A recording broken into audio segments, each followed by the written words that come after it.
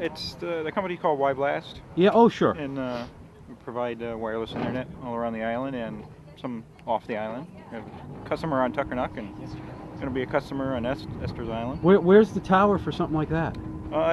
It's beamed from several locations around the island. You actually have to beam it directly to that spot? How does that work? Or it's usually it's beamed toward an area.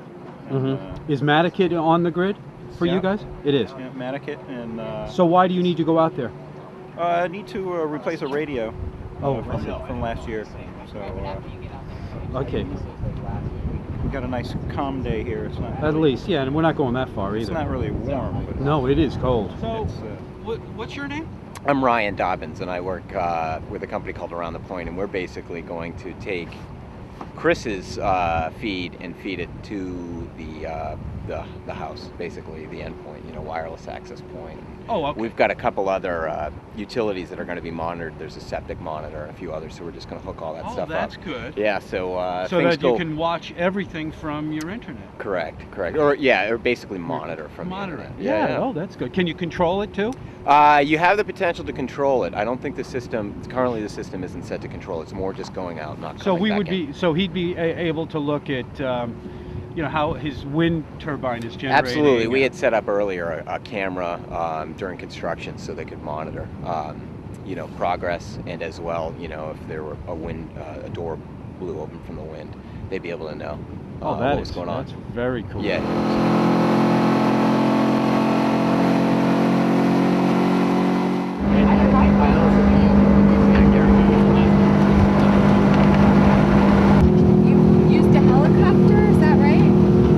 We used a helicopter to get the materials out, really because the impacts to the eelgrass would have been bigger if we had to bring a big barge in here to get the materials.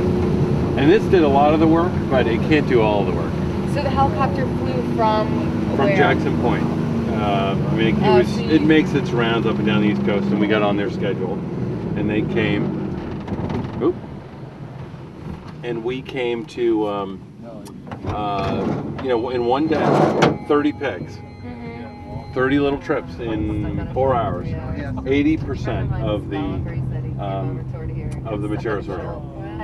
It was definitely the most efficient. And cost savings too? Oh yeah, we couldn't have, because you would have had people waiting for materials, and if the weather's bad, then we would have had some real challenges.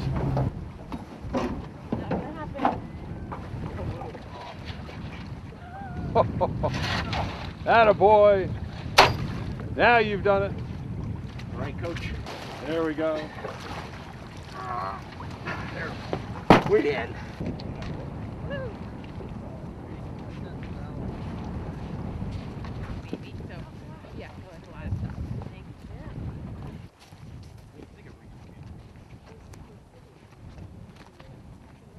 Terrific. That's what, when we saw it turning for the first time, it was one of those, oh my God. Where did you buy it? Oh my God. Oh my God. Where did you get it? It's Tangier Energy, and we got it in, it's Canadian. It's Canadian. Yeah. And based on European, I think Italian technology. The Europeans are doing a huge amount of vertical access wind turbine, and the Brits are doing. Are they made specifically for individual? What does that generate? What kind of power? That's 5 kW, and they make them up now to 30. I think they're trying to make it 30 kW. And someone asked me, and I didn't know the answer, and actually Bill McDonough from Cradle to Cradle answered it.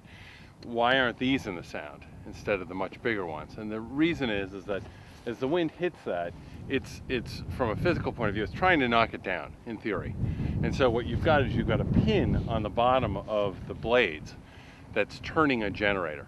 And so at some point, it's so big that the pin strength is the limiting factor for size, because they would just snap off.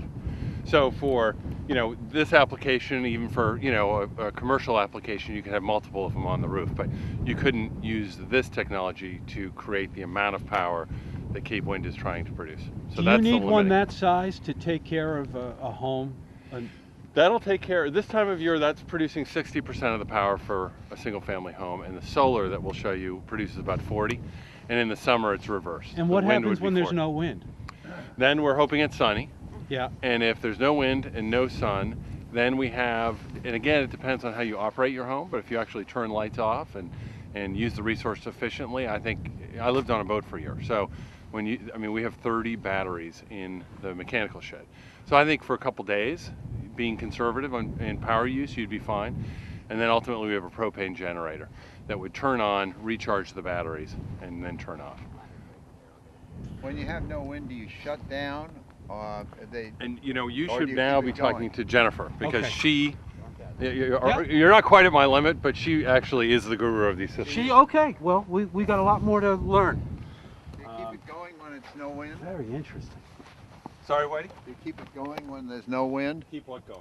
The turbine. I mean, It's only turned, by the way. I know, but for instance, up at Hull, they keep them going because they want to keep it oiled and greased. No. You don't have that problem. Really? They do that? Yep. Never heard of that. Yeah. Yeah. Okay.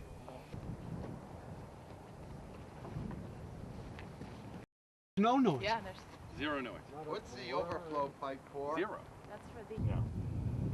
And the big advantage of the vertical axis wind turbine is whatever direction the wind is blowing, it will turn. You know those little pinwheels you get as a kid? If you take that and you turn it on its side, it doesn't matter whether it's coming from the camera or from me or from Jennifer, it's going to turn.